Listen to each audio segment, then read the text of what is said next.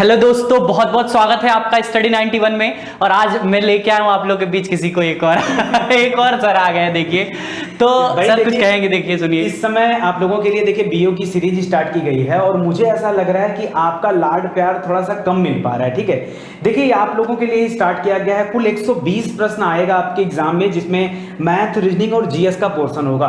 तो डेली हम लोग 120 क्वेश्चन पे जो है अपना डिस्कशन करते हैं और 7 बजे से लेकर के रात को 11 बजे तक कंटिन्यूअस सीरीज चलती रहती है। तो आप समझो कि अगर हर लोग मिलकर के बराबर का एफर्ट दे रहे हैं तो आप उसके लिए कितना एफर्ट कर रहे हो। भाई आपका भी तो फर्ज बनता है कि चीजों को आप भी देखो। ठीक है, तो मैथ भी आपके लिए इंपॉर्टेंट है, रीजनिंग भी आपके लिए इंपॉर्टेंट है, जीएस भी इंपॉर्टेंट है। क्योंकि जो बच्चे अपने मन में ये ठानकर चल रहे हैं कि मुझे केवल कट ऑफ मार्क्स ही लाना है, तो याद रख लें कि इस बार भी उनका हर बार की तरह वही 2-4 नंबर से रुकने वाला है। ठीक है, तो 2-4 नंबर से रुकने मत दीजिए। आपके पेपर में टोटल 120 क्वेश्चन आने वाले हैं, तो आप पूरे क्वेश्चन हल करने के बारे में सोचिए। क्योंकि 10 सीरीज अगर आपने ज्वाइन कर लिया ना, तो बेशक आपको बहुत ज्यादा फायदा मिलेगा। ठीक है, और मिलेगा ही मिलेगा, क्योंकि हम लोग भी ऐसा नहीं कि कुछ भी क्वेश्चन लेके आ गए। ठीक है, बाकायदा एकदम एनालिसिस किया गया है और ट्रेंड को देखा गया है। हालांकि पेपर तो बहुत समय पहले हुआ था, क्योंकि अब तो उतने समय में अगर श्री रामचंद्र गए होते वनवास तो लौट कर आ गए। ठीक है, इतने समय पहले इसका पेपर हुआ था, तो कुछ कहा नहीं जा सकता।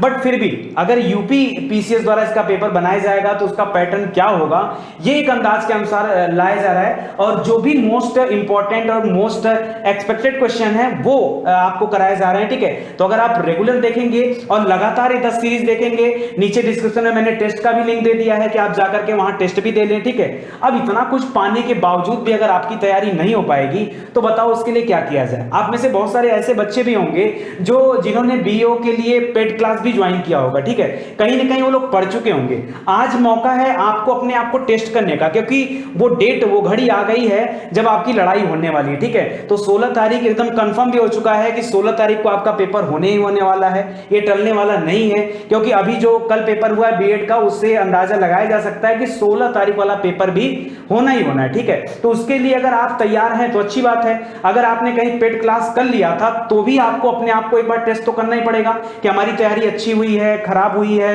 कितना बढ़िया हम कर सकते हैं, कितना बढ़िया हमारा परफॉर्मेंस होगा।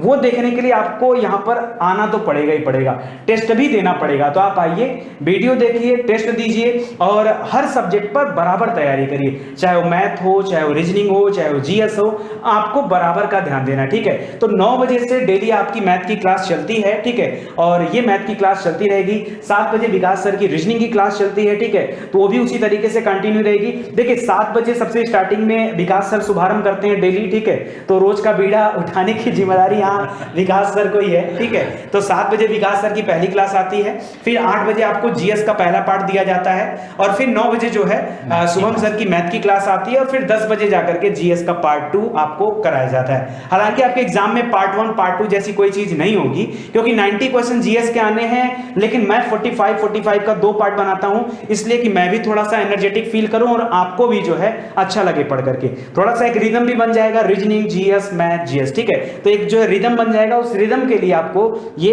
दिया जाता है। तो दोस्तों हाथ जोड़कर निवेदन यही है कि आप चाहे मैथ हो शुभम सर के द्वारा या फिर विकास सर जो रीजनिंग की क्लास ले रहे हैं, आप इसमें अपना सपोर्ट बनाए रखिए। देखिए अगर आप चाहते हैं, एक लोग बोलते हैं ना, अक्सर आपने सुना होगा, यार पैसा वसूल, जहां भी रहो ना वहां पैसा वसूल कर रहा हो। तो यार आपको चीजें दी जा रही हैं, और इस वसूलने का मतलब क्या है, आपसे कोई चार्ज तो मांगा नहीं जा रहा अभी। ठीक है, तो आपको सिर्फ करना क्या, आपको मेहनत से वीडियो देखना है।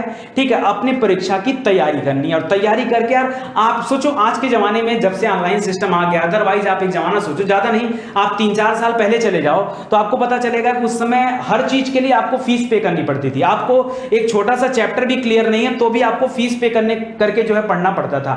आज जब से यूट्यूब आ गया, जब से ऑनलाइन सिस्टम आ गया, तब से आपको ज्यादा से ज्यादा मटेरियल फ्री में अवेलेबल है। लेकिन जरूरत इस बात की है कि ऐसा कौन सा प्लेटफॉर्म है जहां पर ऑथेंटिक और सबसे बढ़िया कंटेंट और कंटिन्यूअसली, यानी लगातार, ऐसा नहीं कि 10-15 दिन क्लास हो गई, चलो भैया अब 6 महीने की छुट्टी होगी, ऐसा नहीं। ऐसा कौन सा प्लेटफॉर्म है जो लगातार आपके साथ जुड़ा रहता है, हर एक टॉपिक पर लगातार कुछ ना कुछ चलता रहता है प्रोग्राम, वो आपके लिए जरूरी होता है। तो मुझे ऐसा लगता है कि अगर आप स्टडी 91 पर आए हैं तो आपको बिलीव होगा हमारी बात पर, ठीक है। चलिए ज्यादा समय आपका नहीं लेंगे, ठीक है। अभी जो है शुभम सर जा रहे हैं क्लास लेने। आज आपका टेस्ट सीरीज नंबर 5 है, ठीक है। और हम लोग बता दें केवल 5 ही टेस्ट सीरीज आपको देने वाले थे, ठीक है, क्योंकि बहुत सारे लोग थे जो टीम में, उन्होंने बताया कि 5 करा दीजिए, 5 बहुत है। लेकिन फिर ये हुआ कि नहीं यार, बच्चों के साथ अभी थोड़ा सा और ज्यादा करा देते हैं, क्योंकि 16 तारीख को पेपर है। तो अगर 5 टेस्ट सीरीज दे देंगे तो बाकी के 5 दिन वो क्या हो जाएंगे, लूज हो जाएंगे, ठीक है। क्योंकि आप सभी हनुमान जी की तरह हो, भूल जाते हो कि मेरे पास कितना बल है, ठीक है। तो जैसे आप सभी भूल जाते हैं वैसे हम लोग भी भूल जाते हैं कि हमारे पास भी बहुत बल है, ठीक है। तो थोड़ा सा कहीं ना कहीं लूज फील करते हैं, लेकिन ऐसा नहीं है। अगर आप लोग साथ देंगे तो हम हमेशा अपने आप को बलवान फील करेंगे और आप भी अच्छा फायदा ले पाओगे।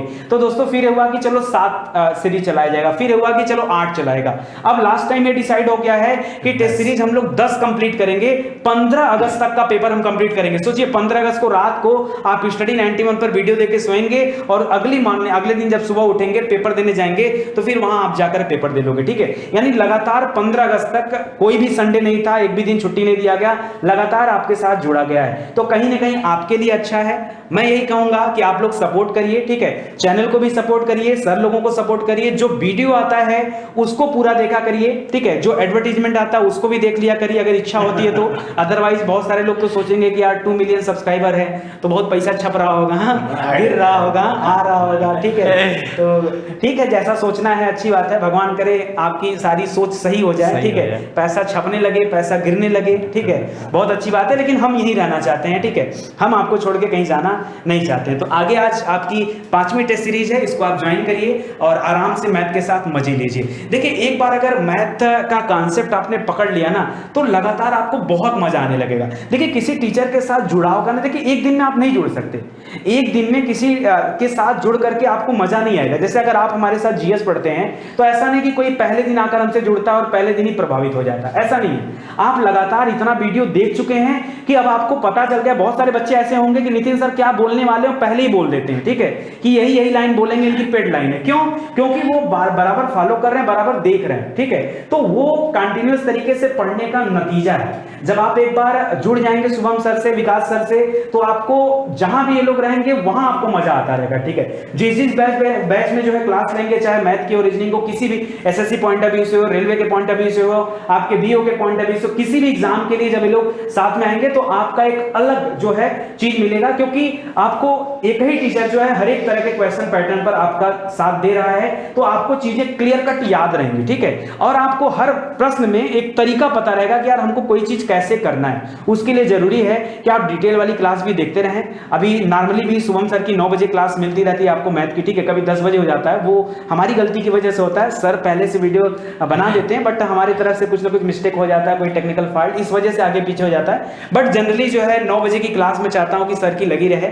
और मैथ की क्लास आप एकदम पेड मान लीजिए कि हर दिन जो है 9 बजे का शेड्यूल रहता है, ठीक है। और मैं चाहता हूं कि लगातार ये शेड्यूल बना रहे ताकि आपके बीच में जो हमारा आना जाना है ये आना जाना बना रहे, ठीक है। तो चलिए ज्यादा समय नहीं लेते हैं, आप मैथ की क्लास अटेंड करिए, ठीक है। और फिर हम लोग आएंगे इसी तरह से बातचीत करेंगे, ठीक है। धन्यवाद। Thank you thank you thank you. चलिए क्लास शुरू करते हैं मैथ्स की। बीओ है भाई, जितने लोग जुड़ गए हैं, बहुत देर से आप देख रहे हो वीडियो, जल्दी से लाइक और शेयर कर दो हर जगह और बता दो कि क्लास शुरू हो चुकी है और बहुत ही इंटरेस्टिंग है, मजा आने वाला आप सभी को। सेंसेशनल सीरीज है, देखो बीओ जो कि 16 अगस्त को पेपर है, 5वां टेस्ट सीरीज है, अभी 5 आने और बाकी हैं। बात समझ में आई?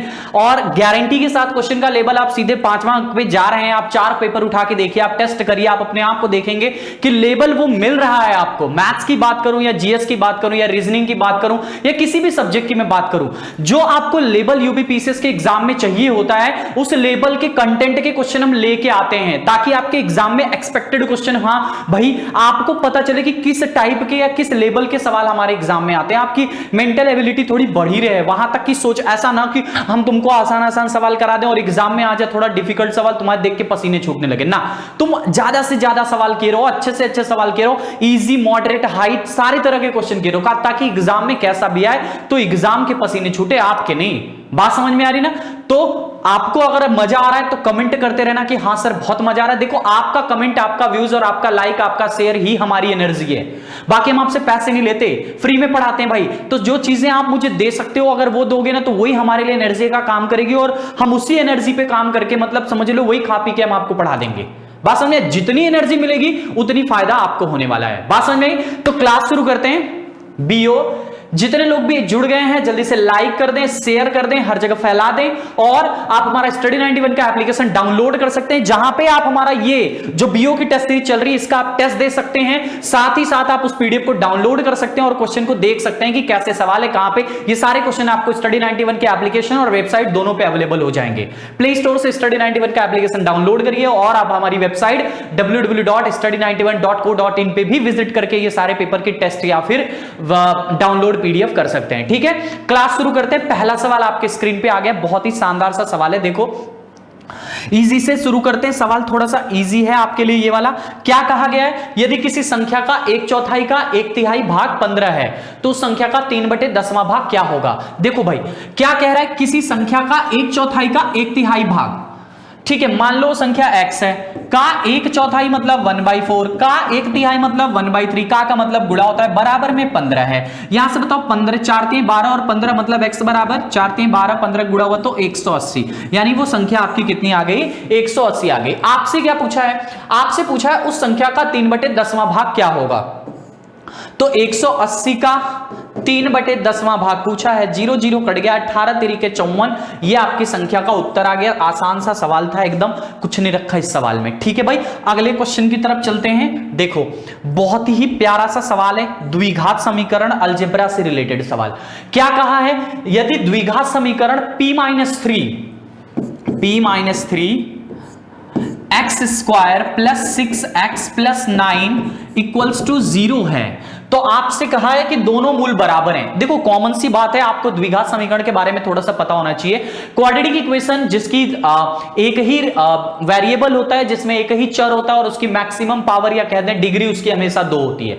बात समझ में? अब अगर डिग्री 2 है तो according to fundamental theorem of algebra हमें यह पता है कि जिसकी जितनी डिग्री होती है उसके उतने सॉल्यूशन होते हैं, उसके उतने मूल होते हैं। इसकी डिग्री 2 है तो इसके 2 मूल होते हैं। तो आपको पता है जब हम बात करते हैं quadratic equation ax square plus bx plus c बराबर 0, तो 2 मूल इसके हम कहते हैं अल्फा और बीटा मान लेते हैं। इस तरह की ये चीजें मैंने आपको अलजेब्रा में पढ़ाई भी है ध्यान से। ठीक है भाई, अब यहां पे एक कंडीशन है कि उसके दोनों मूल बराबर हैं। उसके दोनों मूल जब बराबर होते हैं तो according to nature of condition अगर दोनों मूल बराबर हैं तो फिर ये बनता है b square minus 4ac equals to में 0 होता है। अगर दोनों मूल बराबर हैं तो b स्क्वायर माइनस 4ac बराबर 0 होगा, तभी ये दोनों मूल बराबर होंगे। तो ठीक है, इसको कंपैरिजन करते हैं ax square plus bx plus c से। तो आपको पता है x स्क्वायर के पहले a है और यहां पे x स्क्वायर के पहले p-3 है, यानी a का ही मान p-3 है। ठीक है, x के पहले b और x के पहले 6 है, यानी कि b का मान कितना है? 6 है और c का मान कितना है? 9 है। आपने इस तरह से देख लिया। अब यहां से आपको दोनों मूल अगर बराबर है तो b स्क्वायर माइनस 4ac होता है। तो b स्क्वायर मतलब 6 का स्क्वायर माइनस में 4 गुणे a मतलब ये b स्क्वायर माइनस 4ac हम लगा रहे हैं। ठीक है भैया, तो a का मतलब p-3 है तो p-3 और गुणे में c का मतलब 9 है। ठीक है, अब यहां से देखो ये 36 हो गया, माइनस में ये 36 और p-3 ये बन रहा है इस तरह से। ठीक है भाई, अब यहां से इसी को सॉल्व कर देना है। तो 36p, पहले तो 36 है, यहां 36 माइनस में 36p माइनस में प्लस हो जाएगा ना 108। ठीक है, इसको जोड़ेंगे तो 144 आएगा। कितना? तो p बराबर 36 से भाग करेंगे 144 में 4 आ जाएगा, यानी इसका उत्तर 4 आ गया।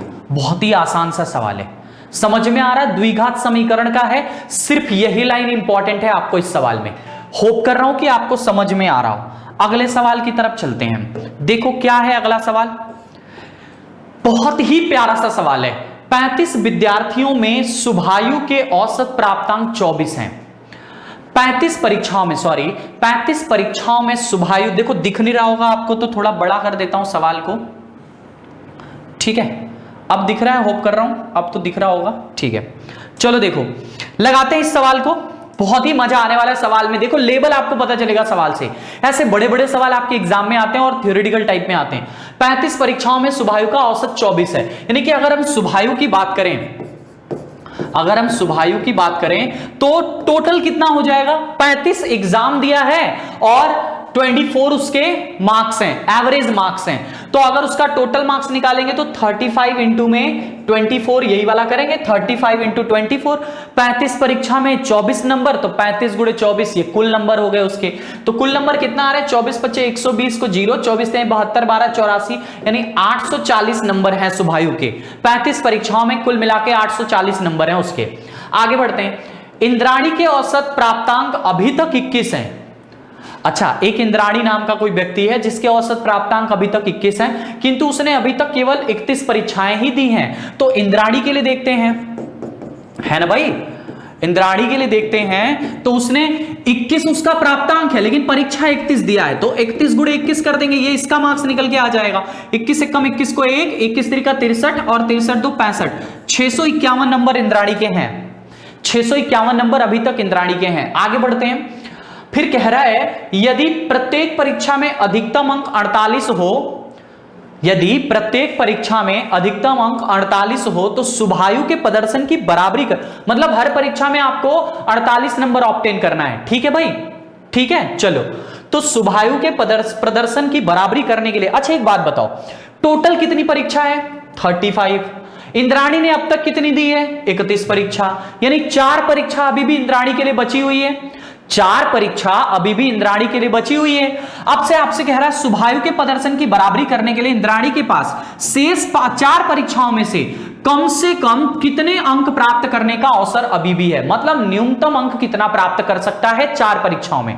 अच्छा, जरा देखते हैं कि कितना नंबर, अगर इसकी बराबरी करना है इंद्राणी को, अगर सुभायु की बराबरी करना है। ऐसे ही सवाल पीसीएस के एग्जाम में आते हैं, ऐसे ही सवाल आपके बीओ के एग्जाम में आने के चांसेस हैं, जो थोड़े थ्योरेटिकल टाइप के होते हैं, जिनको देख के लगता है कि कुछ सवाल में इंटरेस्टिंग हो, तुम डर जाते हो कि भाई कैसे लगाएं इस तरह के सवालों को। बहुत ही आसान है, सिर्फ लैंग्वेज को पढ़ते चले जाइए, ऐसे थ्योरेटिकल सवाल बहुत आसानी से लग जाते हैं। ठीक है, इंद्राणी के नंबर 651 है, पाना है इनको 840, मतलब सुभायु के बराबरी करना है, यहां पे लिखा हुआ है। यानी कि कितना नंबर कम है? तो 840 माइनस 651 लगाते हैं, बताइए कितना नंबर आया? 0 में से 1 गया तो 9 आ गया, और यहां 13 में से ये 8 आ गया, और ये 189 नंबर अभी भी कम है।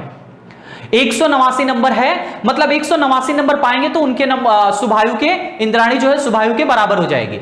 189 में 4 परीक्षाएं, कितनी परीक्षाएं हैं? 4 परीक्षाएं, यानी कि, और कह रहा है कि किसी एक सब्जेक्ट में उसको न्यूनतम लाना है, और 48 नंबर यहां पे लिखा हुआ है ना, देखो क्या दे रहा है, अधिकतम अंक 48 पाना है, यानी कि 3 परीक्षाओं में तो 48 पा जाएगा। तो 48 गुणे 3 मतलब 144 नंबर वो अधिकतम से अधिकतम प्राप्त कर सकता है। 144 नंबर 3 परीक्षाओं में अधिकतम से अधिकतम प्राप्त कर सकता है। यानी बताओ अब उसको न्यूनतम कितना नंबर प्राप्त होगा एकमात्र परीक्षा में? देखो 4 परीक्षा में उसे 189 नंबर पाना है, टोटल का हमने सब्ट्रैक्ट किया तो 189 आया है। 3 परीक्षा में अगर वो हाईएस्ट नंबर पाता है तो 144 नंबर तक पहुंचेगा। 3 परीक्षा में अगर हाईएस्ट नंबर पाता है तो 144 नंबर तक पहुंचेगा।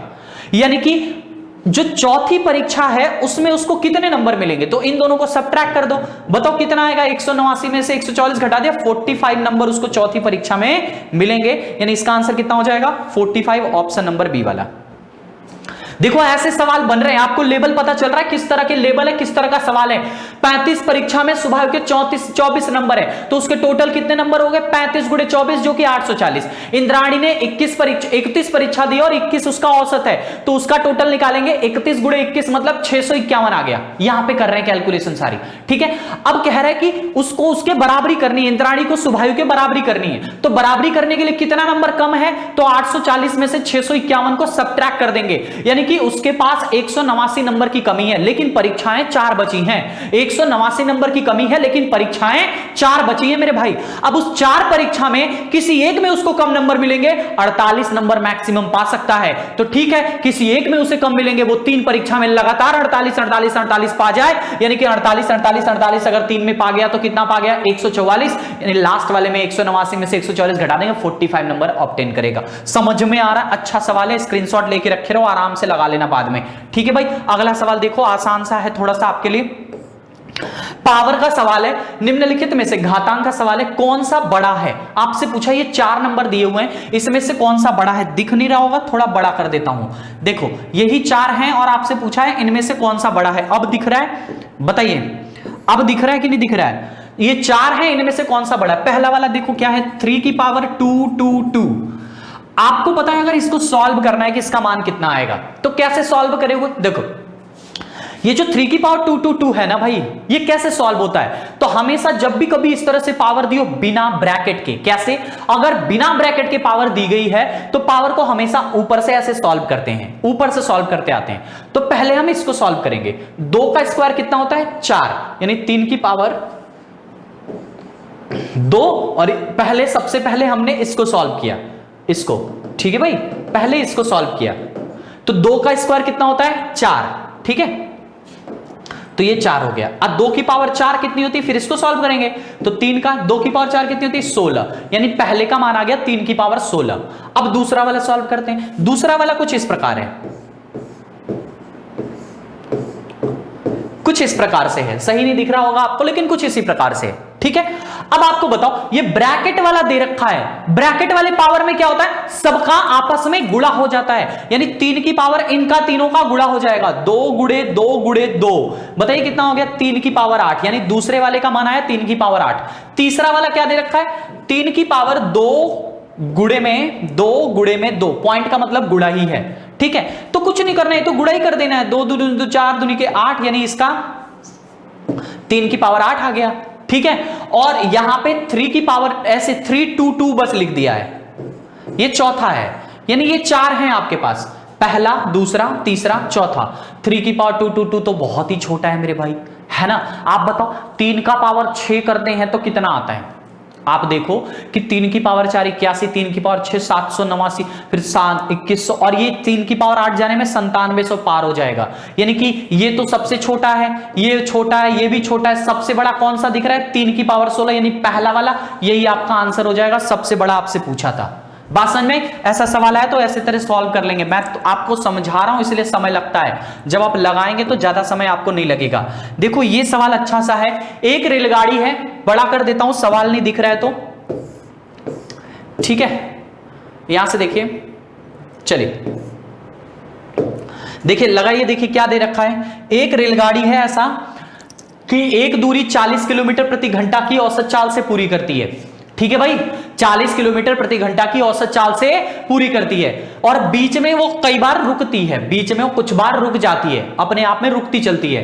यदि रेलगाड़ी बीच में कभी रुकी नहीं होती, अगर रेलगाड़ी बीच में नहीं रुकती तो वह दूरी 60 kmph की चाल से चलती। मतलब अगर रुक के चल रही है, सपोज करो एक गाड़ी है, रेलगाड़ी है, जो अगर बिना रुके चले तो उसकी चाल जो होगी वो 60 kmph की रफ्तार से होगी। लेकिन अगर सपोज करो रुकती है, फिर रेड सिग्नल मिल जाता है तो रुक जाती है, फिर चलती है, फिर रेड मिल जाता है, रुक जाती है। ऐसे जब रुक रुक के चलती है तो उसकी जो औसत स्पीड है, जो उसकी एवरेज स्पीड हो जाती है, वो 40 की हो जाती है।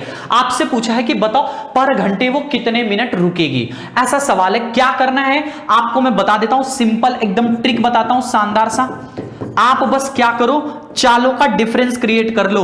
कितने का डिफरेंस है? यानी कि 60 और 40, 2 चाल है ना, ये बिना रुके हैं और ये रुक रुक के हैं। चालों का डिफरेंस बटे में जो बिना रुके चाल है, जो उसकी ओरिजिनल चाल है, बिना रुके वाली कौन है? 60 है, जब रुकती नहीं है तो 60 की चाल से चलती है, बटे में बिना रुके चाल।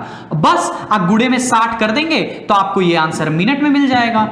ये आंसर आपको मिनट में मिल जाएगा। गुणे 60 नहीं करेंगे तो घंटा में आएगा।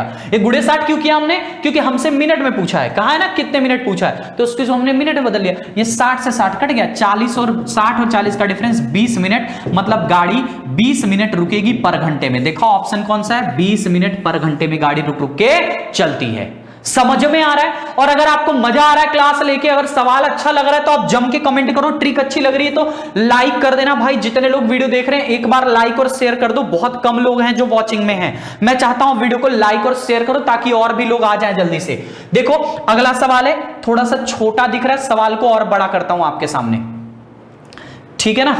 चलिए लगाइए सवाल को, लगाइए, देखिए क्या दे रखा है। कहा है आपसे कि एक दोषपूर्ण तराजू के बाएं पल्ले का भार उसके दाएं पल्ले के भार से 100 ग्राम अधिक है। लेबल है भाई सवाल का। आपने पेड भी बीओ की क्लास की होगी, बहुत सारे लोगों ने, आप बीओ की और भी टेस्ट सीरीज देख रहे होगे, लेकिन जो आपको लेबल स्टडी 91 पे मिल जाएगा, जिस लेबल का सवाल आपको स्टडी 91 पे मिल जाएगा, या जिस तरह का सवाल आपके एग्जाम में आने के चांसेस एकदम उसी प्रकार के सवाल में लेके आता हूं, वो आपको कहीं नहीं मिलेगा, मैं गारंटी देता हूं। ठीक है भाई, देखो एक दोस्तपुर तराजे के बाएं पल्ले में बल्ले का भार दाएं पल्ले के भार से 100 ग्राम अधिक है। ठीक है, दुकानदार वस्तुएं जब खरीदता है तो इस समय तराजू के बाएं पल्ले में बाट रखता है। अच्छा, बाएं पल्ला ज्यादा है, जैसे दो पल्ले होते हैं ना, ये तराजू है, ठीक है भाई, ये तराजू है, इसमें एक पल्ला है, दो पल्ला है, ये लेफ्ट है, ये राइट है। ठीक है, आपसे कह रहा है बाएं पल्ला ज्यादा है, यानी बायां पल्ला जो है वो कुछ इस प्रकार से 100 ग्राम ज्यादा है, पहले से बाएं पल्ला झुका हुआ है, 100 ग्राम ज्यादा है। जब वो वस्तु खरीदने जाता है तो अपना यही वाला बाट लेके जाता है, यही वाला बाट लेके जाता है, और जब वस्तु खरीदने जाता है तो यही वाला तराजू लेके जाता है, और बाट को क्या करता है कि इस पे रखता है, यानी कि ये तो पहले से ही ज्यादा है, बाट इस पे रखोगे तो और ज्यादा हो जाएगा, मतलब वो सामान ज्यादा खरीद लेगा। कितना का ज्यादा खरीद लेगा? अच्छा, कितने, देखो 1 केजी का बाट का प्रयोग करता है, सवाल में लिखा है कि 1 केजी बाट का प्रयोग करता है, यानी कि अगर वो बाएं पल्ले में रखेगा तो 1 केजी नहीं 1100 खरीदेगा। कितना खरीदेगा? 1100 खरीद लेगा वो भाई, 1100 अनाज खरीद के ला दिया। ठीक है, फिर आगे बढ़ते हैं, 1 किलोग्राम में 1100 ग्राम बाट खरीद के आया। ठीक है ना भाई, 1 किलो में 1000 ग्राम होता है, 100 ग्राम एक्स्ट्रा है, इसलिए 1100। आगे कह रहा है आपसे कि, और कह रहा है यहां पे देखो, जबकि वस्तुएं बेचते समय वो दाएं पल्ले में रखता है। बहुत ही चालाक बनिया है, जब वस्तुएं बेचने जाता है तो बाट को दाएं में रख देता है, जो हल्का है। क्या है? हल्का है, मतलब 1 केजी जब रखेगा वो 100 ग्राम ऑलरेडी हल्का है, यानी 1 केजी नहीं होगा, 900 ग्राम में कहानी खत्म, यानी जब बेचेगा तो 900 ग्राम बेचेगा। देखो 1000 ग्राम में वो ला रहा है, 900 ग्राम में बेच रहा है, यानी उसको कितने का, अब आपसे कह रहा है कि 1 किलोग्राम बाट का प्रयोग करता है सूची क्रय मूल्य, और कहता है कि मैं जितने में खरीद के लाऊं उतने में ही बेचूंगा, कुछ नहीं बताता है, यानी ठीक है, तो उसका लाभ प्रतिशत। अब बताओ 1100 और 900 कितना फायदा कमा रहा है? कितना फायदा कमा रहा है, आपसे मैं ये पूछ रहा हूं, बताओ कितना फायदा कमा रहा है? तो 200 ग्राम का फायदा कमा रहा है। किस पे? तो बेच तो, अच्छा बताओ फाइनल कस्टमर को कितना दे रहा है? 900 दे रहा है ना, अपने पास से तो 900 दे रहा है ना, 900, देखो 1100 लेके आया, 900 दे रहा है, यानी कि 200 कमा रहा है ना भाई, 200 का कमा रहा है, वस्तु है, उल्टा चलता है कहानी। ठीक है, यानी 200 कमा रहा है किस पे? तो 900 पे, जितना बेच रहा है वही 900 पे कमा रहा है, और गुड़े में 100 कर देंगे, ये 0 से 0 कट गया, यानी इसका आंसर 200/9% आएगा, इतने का वो फायदा कमाएगा, इस तरह से कुछ। ठीक है, देखो ऑप्शन में है, ऑप्शन में नीचे होगा, मैं आपको दिखा रहा हूं, यहां से देखो 200/9%। ठीक है, ये रहा 200/9% है ऑप्शन। अगला सवाल चलते हैं, अगला सवाल देखिए क्या दे रखा है। एक मैदान में, देखो क्या है, एक मैदान में ए और बी 2 स्थिर बिंदु हैं। ठीक है, एक साइकिल सवाल सी ऐसे जाता है जैसे ए सी बी सदैव समकोण रहे, इस संदर्भ में निम्न में से कौन सा कथन सही है? बहुत ही इंटरेस्टिंग सवाल है। एक मैदान है भाई, क्या है? एक मैदान है जिसमें ए एक पॉइंट है और बी दूसरा पॉइंट है, ये 2 पॉइंट हैं। एक साइकिल सवार सी ऐसे जाता है कि ए सी बी सदैव समकोण बनता है, मतलब ये कुछ ऐसे जाता है कि ए सी बी, अगर हम इसको मिला दें, वो इधर जाता हो, इधर जाता हो, कहीं भी जाता हो, वो हमेशा समकोण बनाता है। अब सपोज करो कि वो ऐसे जाता है, ऐसे कहीं जा रहा होगा, तो अब बताओ यहां पे वो कहीं भी जाएगा तो बताओ समकोण बनेगा कि नहीं? ए सी बी, सपोज करो सी यहां है, तो अगर वो ऐसे जाएगा तो यहां वाला 90 डिग्री होगा कि नहीं? क्यों? अर्धवृत्त में बना कोण समकोण होता है, तो ये 90 होगा। अगर सपोज करो सी यहां होता है तो भी ये वाला कोण समकोण होगा कि नहीं? क्योंकि अर्धवृत्त में तो कहीं भी कोण बन जाए तो 90 डिग्री का होगा, मतलब वो इसमें कहीं भी जाए उसको 90 डिग्री ही मिलना है, चाहे इधर भी जाए तो भी उसको एसीबी के साथ 90 डिग्री ही मिलना है, यानी कि जो उसका सी का जो पथ होगा वो कैसा होगा? सी का जो पथ होगा वो कैसा होगा? ऑप्शन देखो, साइकिल सवार पथ दीर्घ वृत्ताकार है, नहीं, दीर्घ वृत्ताकार रहेगा तो उसमें 90 डिग्री नहीं बनेगा। दीर्घ वृत्ताकार का मतलब होता है मेजर सेगमेंट में जब चलेगा। मेजर सेगमेंट यहां कैसे बनेगा? मेजर सेगमेंट में एंगल डिसाइड ही नहीं हो पाएगा कितने का है, तो ये वाला नहीं हो सकता।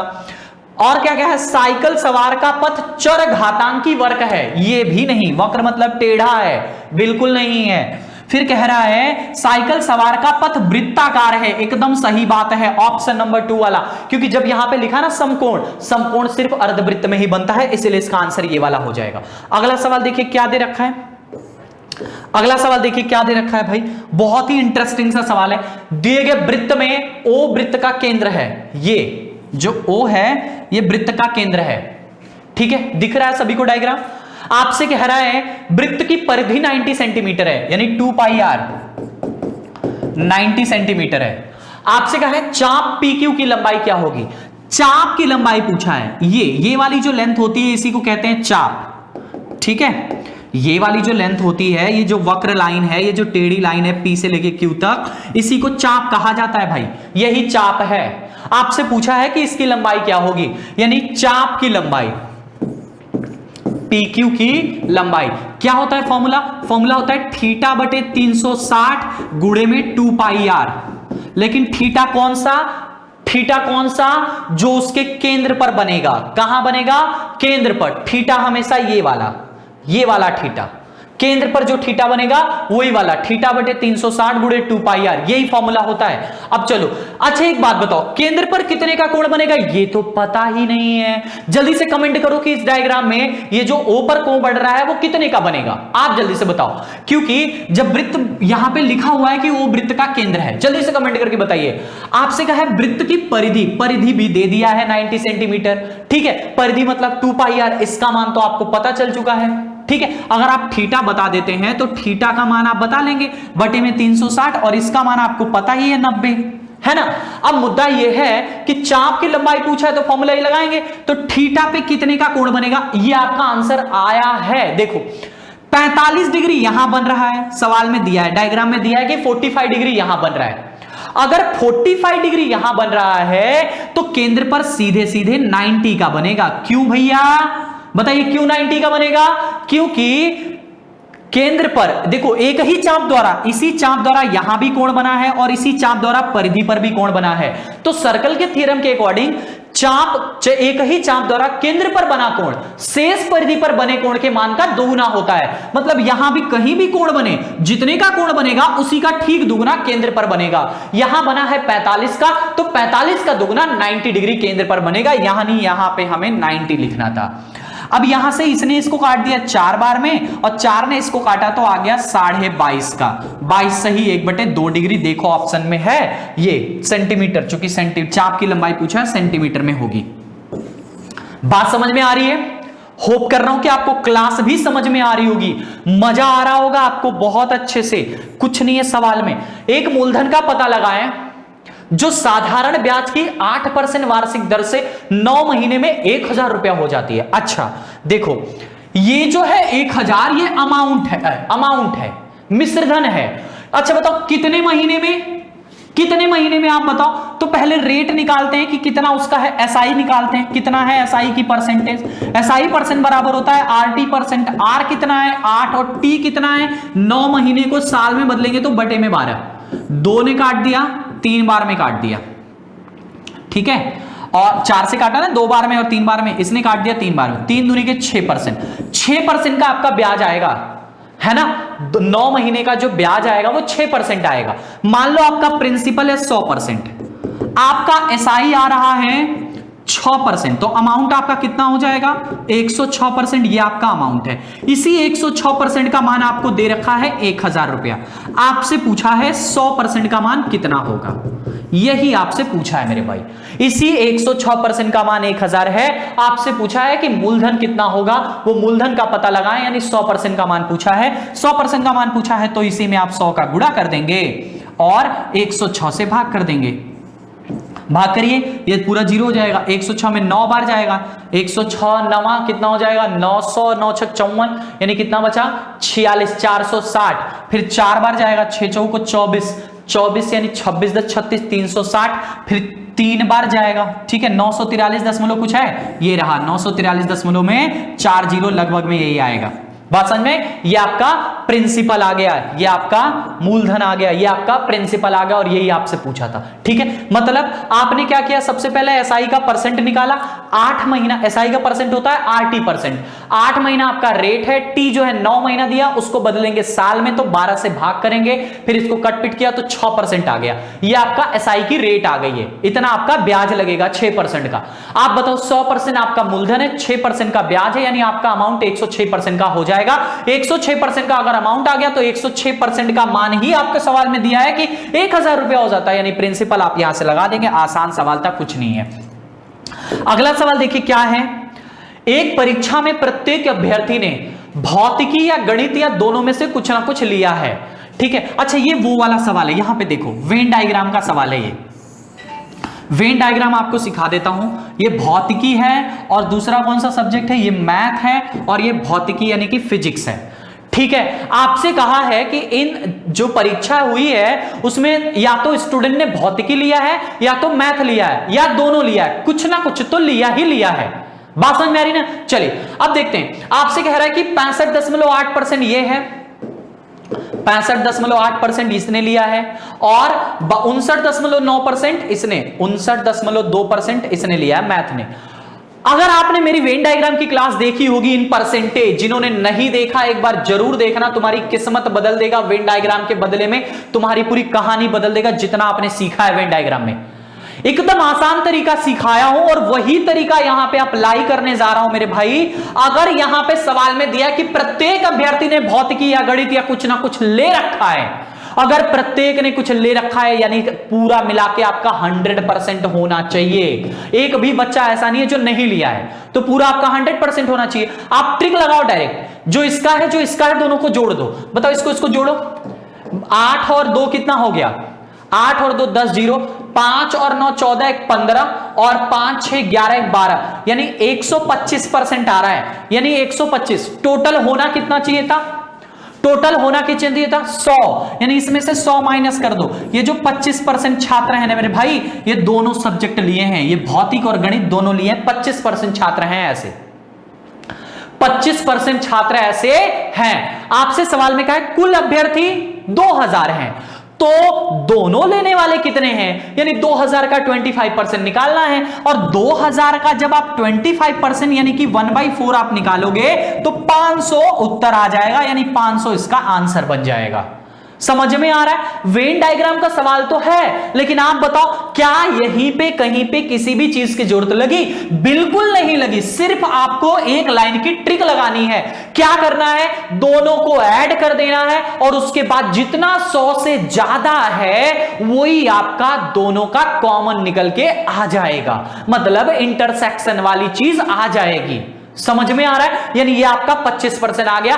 टोटल आपके 2000 है, तो जिसमें से 25% ने दोनों सब्जेक्ट ले रखा है, यानी इस हिसाब से आपका आंसर 500 बन जाएगा। अगले सवाल की तरफ चलते हैं।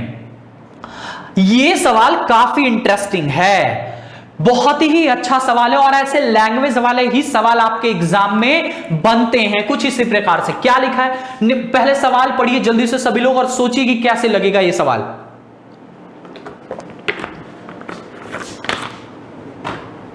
देखो, निम्नलिखित में से किसी एक का परिमाप से सभी से अधिक है, मतलब सबका परिमाप निकालना है।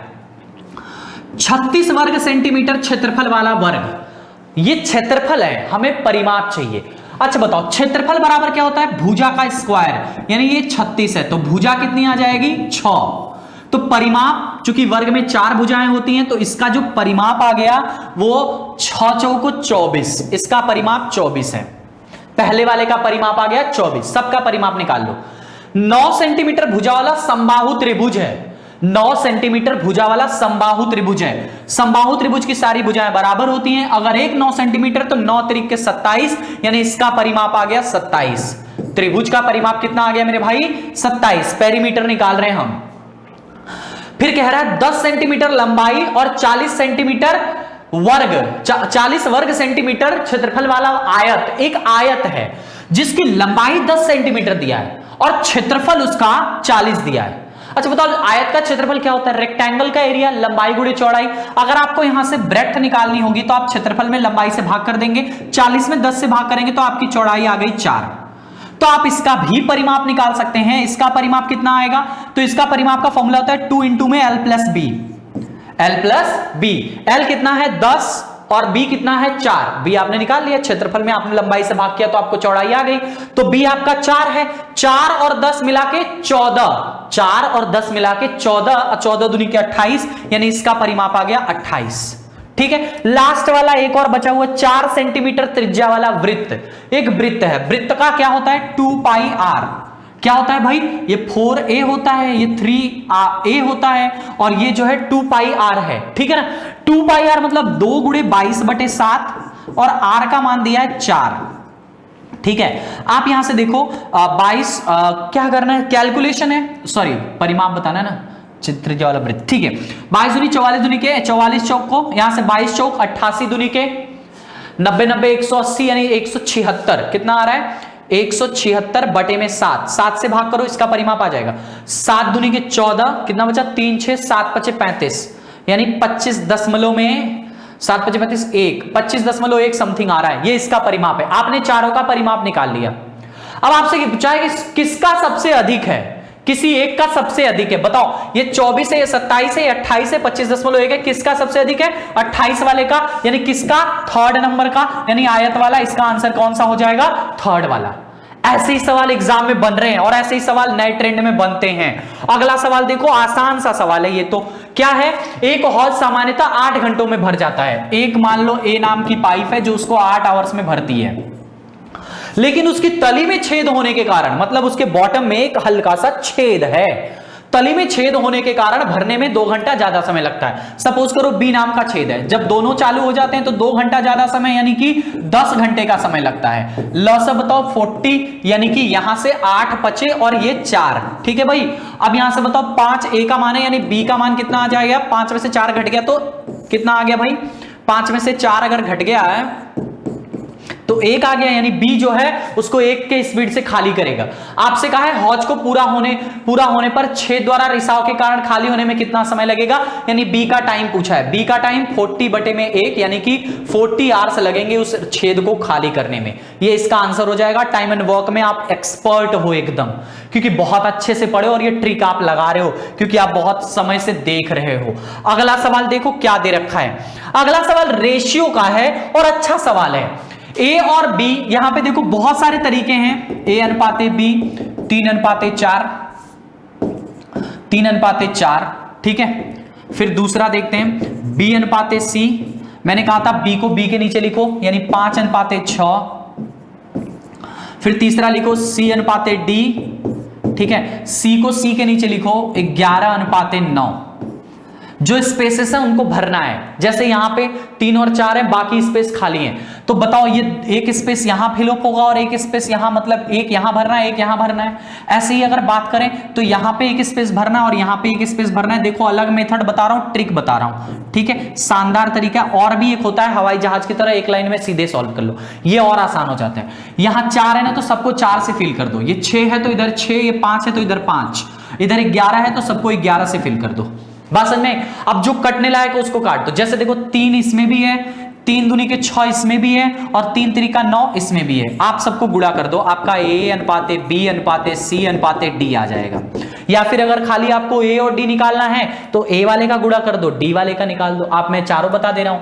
बताओ 5 11 5 55 अनुपाते 11 5, ये देखो 5 को 20, 11 दूनी के 22, 220 और 4 दूनी के 8, 11 8 88 और ये 6 चौक 24 3 का 72। आपसे सिर्फ किसका पूछा है? ए और डी का पूछा है, ए अनुपाते डी। तो सिर्फ ए और डी का बताओ। ए का कितना है 55, डी का कितना है 72। शानदार रेशियो का अप्रोच है, आप इस तरह से इसको लगा सकते हैं। समझ में आ रहा है? समझ में आ रहा है कि नहीं आ रहा है? अगर आपको समझ में आ रहा है, अच्छी लग रही वीडियो, तो जम के कमेंट करो कि हाँ सर क्वेश्चन बहुत अच्छे हैं और आपको मजा आ रहा है पढ़ने में। बात समझ में आई? आपको लग रहा है कि अच्छे सवाल हैं। ठीक है भाई, 3x माइनस 5y तथा x plus 1/xy, x plus Y बराबर 5/7 हो तो x माइनस वाई का मान बताना है। दो इक्वेशन दिए 3x माइनस में 5y और बराबर में क्या दे रखा है, यहां पे कुछ गायब कर दिया है शायद, ठीक है देखता हूं। और दूसरा दे रखा है x बटे x प्लस वाई बराबर 5/7। सॉल्व करो, ये कितना आ जाएगा 7x और बराबर में ये 5x प्लस में 2y, ठीक है 5y, ठीक है इधर लाओ 2x माइनस में 5y बराबर में 0। एक इक्वेशन ये बन गया और यहां पे क्या दिया है, ये गायब कर दिया है, ठीक है गायब कर दिया है, यानी कि 3x माइनस में 5y बराबर में यहां पे जो रहेगा, इन दोनों को सॉल्व करोगे x y का मान आ जाएगा, पता नहीं क्या है मुझे वैल्यू नहीं याद है यहां पे, ठीक है ना भाई, वो प्रिंटिंग मिस्टेक हो गई है, असुविधा के लिए खेद है, सॉरी फॉर इनकन्वीनियंस, ठीक है भाई लगा लेना, बस ये दो समीकरण को सॉल्व कर देना है और आपको x y का मान निकल के आ जाएगा और x माइनस वाई आप आसानी से कर लेंगे। अगले सवाल की तरफ चलते हैं। अगला सवाल देखो क्या दे रखा है, अगला सवाल दे गया दी गई आकृति में DE पैरेलल BC है, मतलब ये वाली जो रेखाखंड है DE और ये BC आपस में पैरेलल हैं, DE पैरेलल BC है। आपसे कहा है AD अनुपात DB बराबर 5:3, ये 5 और ये 3, ये वाली लेंथ है 3 और ये वाली लेंथ है 5। आपसे पूछा है DE अनुपात BC। आहा बहुत ही प्यारा सा सवाल है। देखो यहां से मैं आपको बताऊं, अगर ये इसके पैरेलल है, अगर DE पैरेलल BC है तो आपको लगाना है थेल्स थ्योरम, थेल्स का प्रमेय होता है, ठीक है भाई थेल्स का प्रमेय होता है, थेल्स थ्योरम से सवाल लगेगा। थेल्स का प्रमेय क्या होता है, थेल्स का प्रमेय होता है AD बटे में ये AB पूरी वाली लेंथ बराबर DE और BC, यही वाला होता है। अब AD का मान कितना है तो आप कहोगे AD मतलब ये तो 5 है, AB का मान कितना है, AD नहीं ये DB नहीं, AB पूरा कितना है 5 और 3 मिला के 8, यही जो है DE और BC के बराबर हो जाएगा, यही आपसे पूछा था। थेल्स थ्योरम जिसको पता रहेगा वो तुरंत लगा लेगा, सिर्फ यही होता है थेल्स थ्योरम, तो थेल्स थ्योरम से लगेगा। समझ में आ रहा है, होप कर रहा हूं कि आपको बहुत अच्छे से समझ में आ रहा होगा। क्यों थेल्स थ्योरम कैसे लगता है ये मैंने आपको ज्योमेट्री में भी पढ़ाया है, फिर मैं बता दे रहा हूं, चूंकि ये इसके पैरेलल हो जाएगा तो ये वाला ट्रायंगल और पूरा ट्रायंगल आपस में क्या हो जाएंगे, सिमिलर हो जाएंगे, समरूप हो जाएंगे, तो फिर ये थ्योरम इस तरह से लग जाएगा उनके भुजाओं के अकॉर्डिंग, करस्पॉन्डिंग साइड से रिलेटेड, ठीक है ना भाई। तो होप कर रहा हूं कि आपको पसंद आई होगी वीडियो, क्लास समझ में आई है तो जल्दी से सभी लोग लाइक कर देना वीडियो को और शेयर कर दिया करो हर जगह। जितने भी लोगों का बीओ का एग्जाम है या पीसीएस की जो लोग भी तैयारी करते हैं, चाहे वो बीओ दें या ना दें, उनके लेवल में इसी तरह के सवाल आते हैं, ठीक है भाई। तो क्लास अगर पसंद आए तो जम के लाइक करिएगा और कहीं भी कोई दिक्कत हो तो डाउट करिए, कमेंट सेक्शन में कमेंट अपने पूछिएगा। आप हमारा एप्लीकेशन डाउनलोड कर लीजिए स्टडी 91 का, और वहां पे भी आप हमारी क्लास देख सकते हैं, साथ ही साथ आप पूरे बीओ की टेस्ट भी दे सकते हैं। मिलते हैं कल, आज के लिए इतना बहुत है, थैंक यू, एंजॉय, जय हिंद, जान लगा दीजिए तैयारी में।